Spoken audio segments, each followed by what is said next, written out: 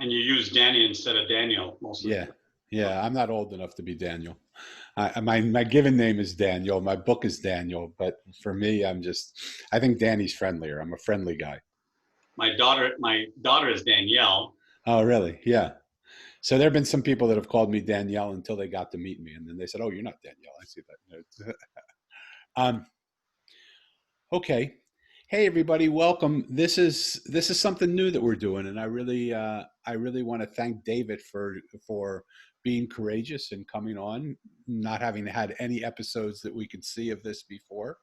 I'm calling it 50 Conversations with 50 Strangers. And he's not really a stranger. He lives in my geographic area, but we've never had a conversation before the 20 minutes or so that we just spoke now before in the green room. And the whole idea of this is to create a mosaic, so to speak, of what people believe, what people think, what people would like to say, without the judgment, without anything on it.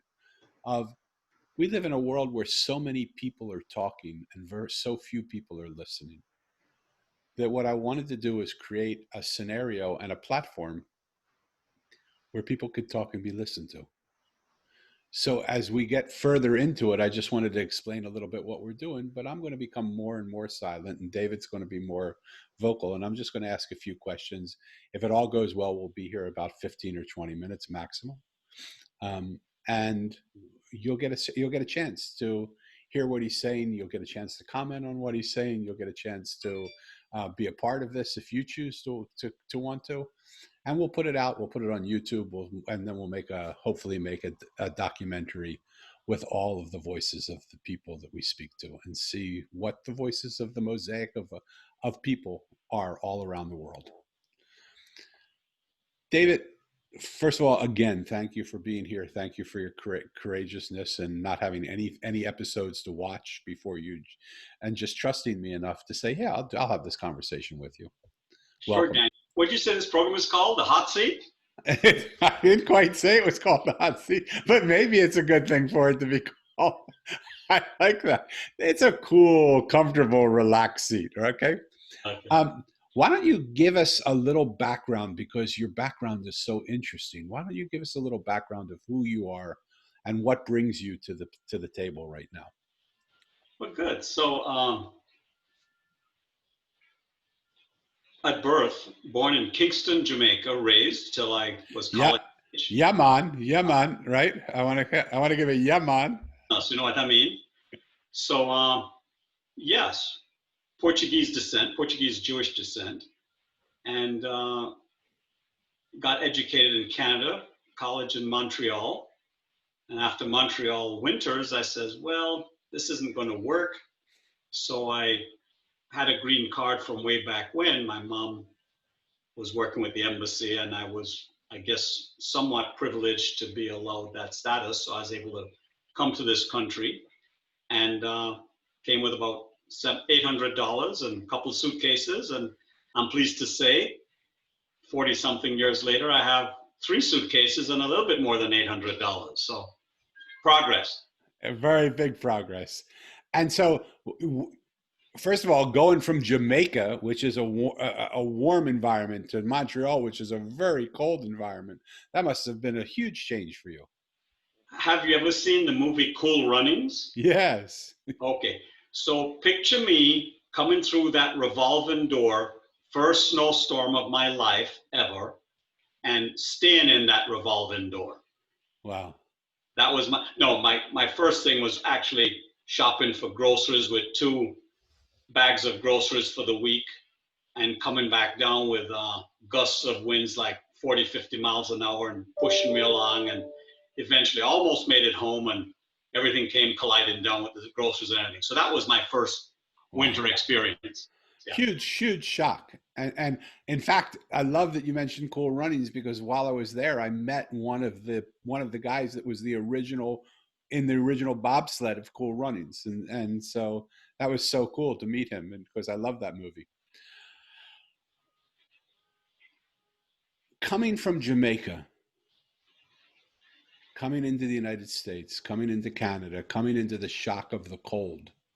and then moving from the shock of the cold to a warmer environment, but still not Jamaica. I mean, the cold represents the shock of what it must have been like going from warm to cold. But there's also a little bit of shock going from the world of Jamaica that you see around you and the world of America that you see around you. Um, how did you feel like you fit into this world that you had now just entered? Uh, Not really at first, but I says, I'm going to fit. So I learned to not drive on the left-hand side of the road and stay on my side of the road with my first company car that I had. So yes, so it's called adapting, and that I did. And Jamaica trains you to do that, I think, in my upbringing, mainly because the motto of Jamaica is out of many one people.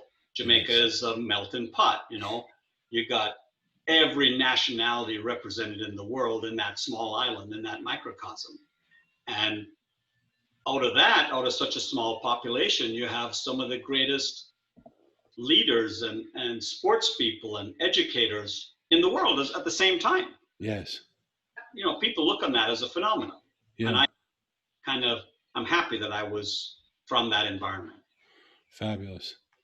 So what was the pivot point for you where you realized that you could fit in anywhere? Because clearly, and yet, and we have to say that you weren't brought up on the streets of Jamaica. It sounded like you were in an embassy type family. So you were brought up because there are different levels of existence in Jamaica. There's the more well-to-do, the more government, the government leadership, and then there's the people that are just happy to have it. They're happy to go to a job where they're working and making a few dollars a day because they don't have to be at home dealing with all the problems of people yelling about not having any money.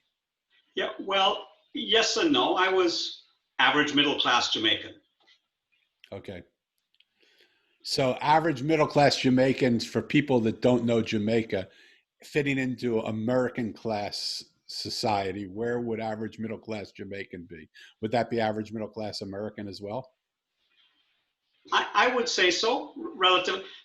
Granted, the standard of living, if you talk about the things or the niceties of life that Americans have accustomed to and seem unable to do without, we didn't have that. But Yeah. it was okay because we didn't know about it. Right. Right. What you had is what you had, and everybody had what you had. So it becomes more right. No problem. Yes. Yeah. I love that. Huge point.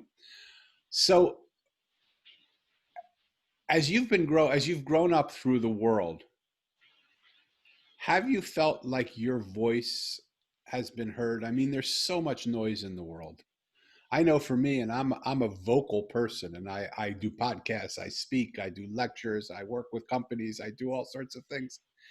And yet when I think about it, sometimes I just don't feel I feel like it's so hard to get your voice heard in the plethora of voices that are out there, that I sometimes don't feel heard. And I think someone I went on a podcast and someone said to me, "Why are you doing this?" And I said, "I think I'm doing it because I don't feel heard myself."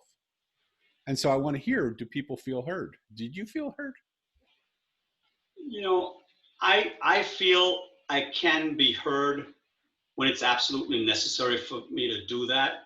I don't consider myself an eloquent person or uh, a talkative person, but I'm a good listener and I have this logical sense of stability. In fact, if you were to do like a career test on me in terms of what my best attributes are or what I should be doing in life, I should have been a judge. Wow.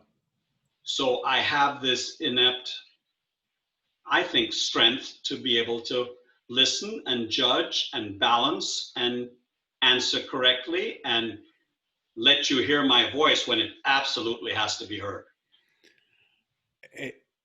I love that. And it reminds me of a man that I met with his wife. They were married for 70 years.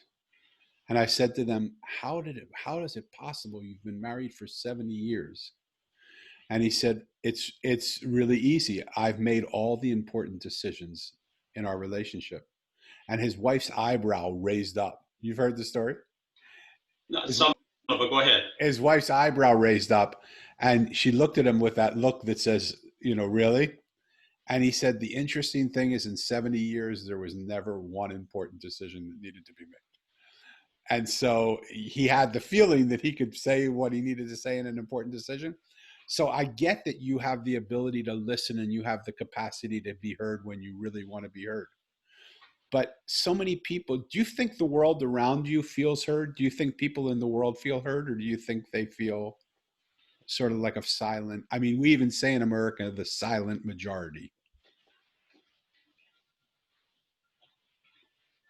That's really tough because I think it has so much to do with one's own personality. And we have this thing called, maybe, I don't know if this is the right word, maybe egos that get in the way. Yeah, And so there's, I think, that segment of us that says, I got to shout louder than you in order to be heard. yeah, But not necessarily. I don't agree with that. yeah, But you get a lot of that, especially today. yeah. So in a world where people have to shout louder than you to be heard, what does that say to you who is a good listener? Well, I choose my battles. Yeah. But what does it say to you, not personally about where you battle, but like if I were to say to you as a judge sitting in your court, I live in a world where everybody is yelling over each other to be heard. What would it tell you about the world that you're living in? What would you assume if from that statement, the world that person's living in? There's a lot of internal chaos going on. Yeah. So, I mean, would it be fair to say, I was trying to get your answer to be this, but would it be fair to say that you would say that if someone feels like they have to scream over somebody to be heard, that the world isn't listening to them? Because why do you need to scream if, like, you're not screaming, you and I aren't screaming here. I'm listening to what you're saying, you're listening to what I'm saying, we're relating to each other. I see it as people don't know how to communicate. And it has to be, again, I think that ego thing gets in the way where whatever it is I'm saying, I'm right. And you really don't have, you got to accept my opinion or my thoughts or my beliefs. So, in a world where people's egos are getting in the way, do you think it's a world that people feel listened to?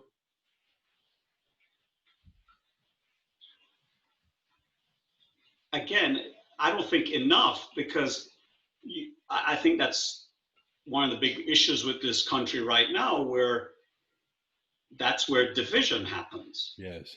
Yeah. Because I can't respect you enough to listen to your opinion and say, well, that's Danny talking. I hear you, Danny. Here's my beliefs, and you know we can agree to disagree. No Yeah. problem, man. And life goes on. Yeah. And we gather and we have coffee tomorrow and we talk about it and we can debate. Yeah. So I love you because you're so gentle in the way that you express it. Because my answer would have been absolute. I think the only reason people are screaming over each other is because they don't feel heard.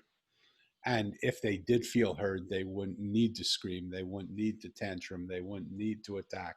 They wouldn't need to do the things that they do to get noticed, because we would just have conversations with each other.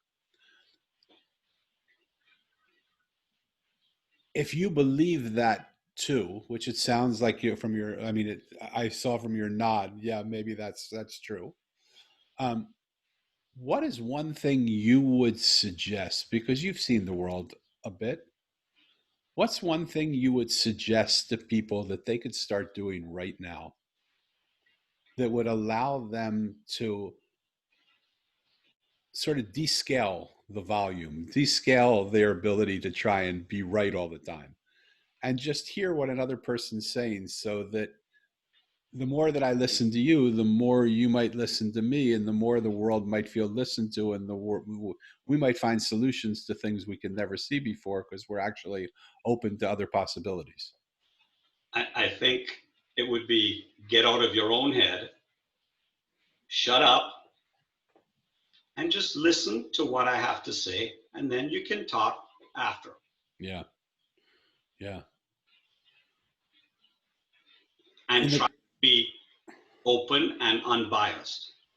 In other words, there's no right or wrong here, and you got to accept that up front, because who are you to tell me that your conversation is the right way or the only way versus myself? yeah. So in this environment that we live in, how do you think that message would be received?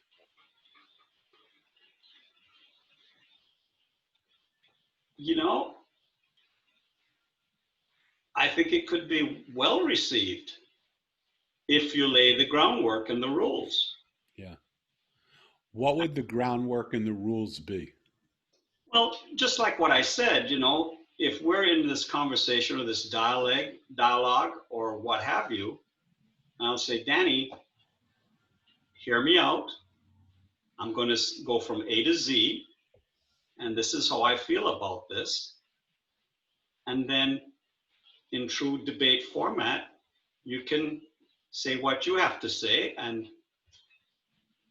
I'm going to respect your thoughts and your beliefs, whatever they are, whether it be religion, politics, what you do at home.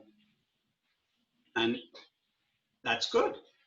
Danny, that really isn't for me because here is what I do. Yeah. What do you think? So just in a calm, diplomatic manner. Yeah. And there's no right or wrong. Right. Totally.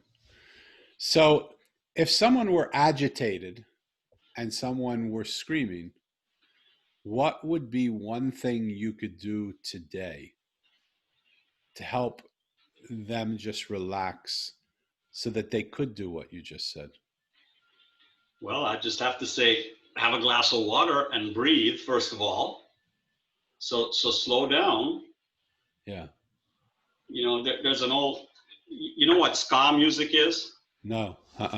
So ska music from Jamaica was the precursor to reggae. Wow. You know what reggae music is? Absolutely. So there was this group, Desmond Decker and the Aces. Google them. But anyway, they had this song, and it was called Keep a Cool Head, Don't Get Excited. Love it. So I think one thing we could all do is move to Jamaica and just learn from the people there a little bit, because There may be something in that. I used to think, well, but no, I can live the rat life lifestyle that America has and that a lot of countries in the world have. And at times I do, but I can also turn it off like that. yeah. And and all of a sudden I'm on the beach or on top of a mountain somewhere and life is good. What allows you to turn it off for people who are listening who can't?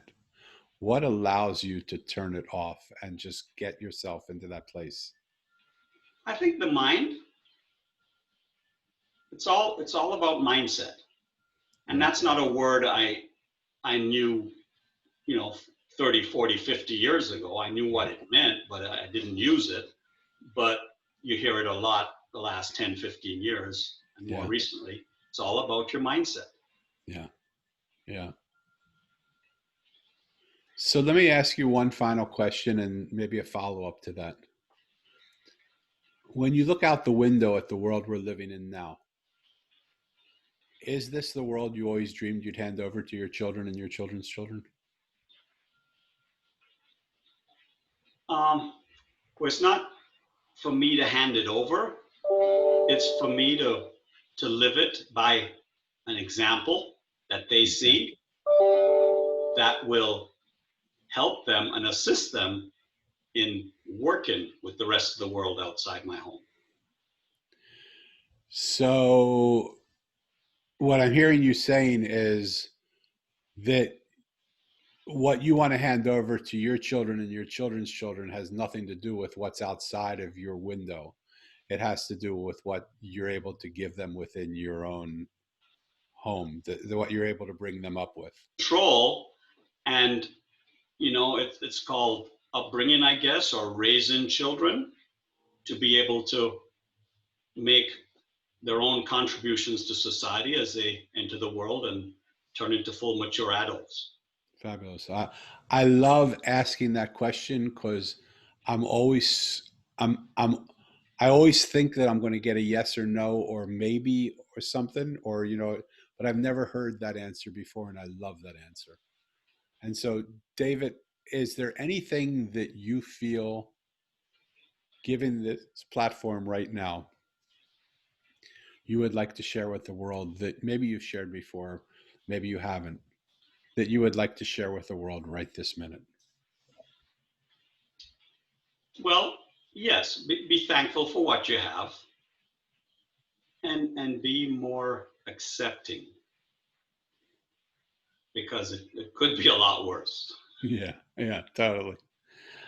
I want to thank you so much for taking the time again to sit with an imperfect stranger like myself and just have this conversation, to be as real and honest as you were, um, and to trust me that would be what would happen. Because I think if other people could do what we're doing right now, to sit with each other and just spend a few minutes and just have a conversation, all of our lives would be so much more enriched, and all of us would feel that we have the space to share with somebody what we believe And the outlet.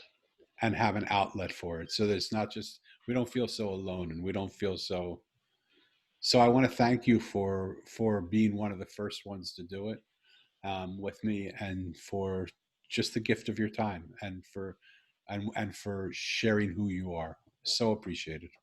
Danny, it's my pleasure. I appreciated getting to know you a bit, and I'm sure we'll be in touch. I hope so. I would look forward to that. If this is not the end, I would love this to be the beginning of our relationship, not the end. Wonderful. Thank you, everybody, for listening. We honor you and respect you. If you want to be a part of these conversations, please just get in touch with me. And I would love to we're going to start with 50, with 50 strangers. We're going to grow it to 100. We're going to grow it to 1,000. We're going to grow it to 1,000,000. We're going to grow it to 1,000,000,000. Why not continue to keep having conversations with each other? And you guys do the same thing. Thank you again for your time. Until next time, thank you. Blessings.